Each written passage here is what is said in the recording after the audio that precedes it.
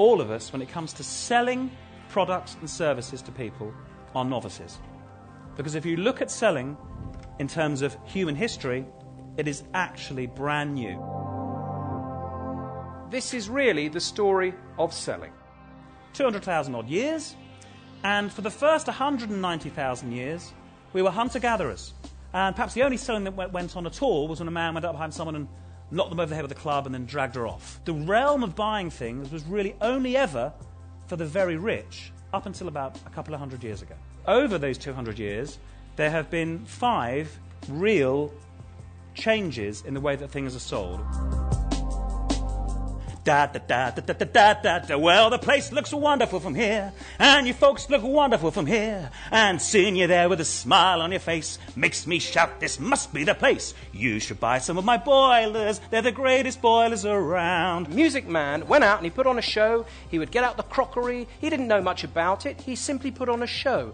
And part of the enjoyment was to spend a bit of money on one of these items, and that would help you remember the great fun you had when that guy came to town.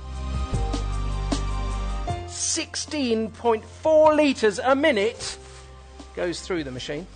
And that's phenomenal because while that's happening in a combi, the homeowner is still enjoying great water flow.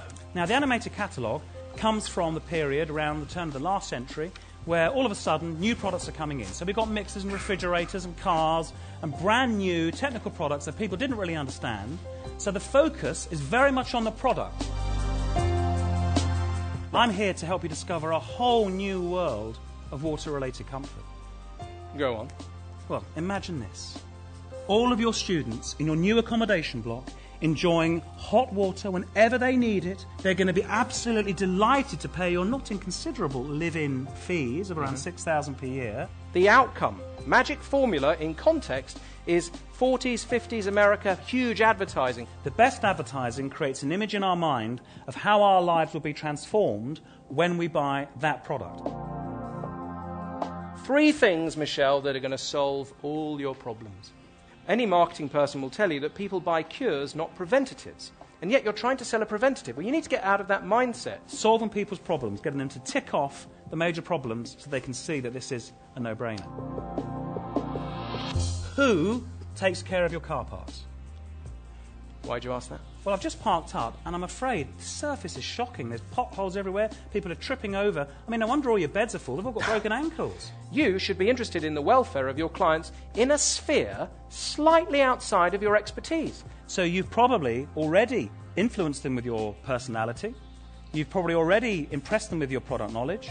You've shown them some fantastic outcomes that you have made come true through the stuff you've done with them over the years. You've also solved a number of their problems. And now you're moving to a new stage of your relationship where you're almost assuming that they're going to buy your products. That's not in doubt.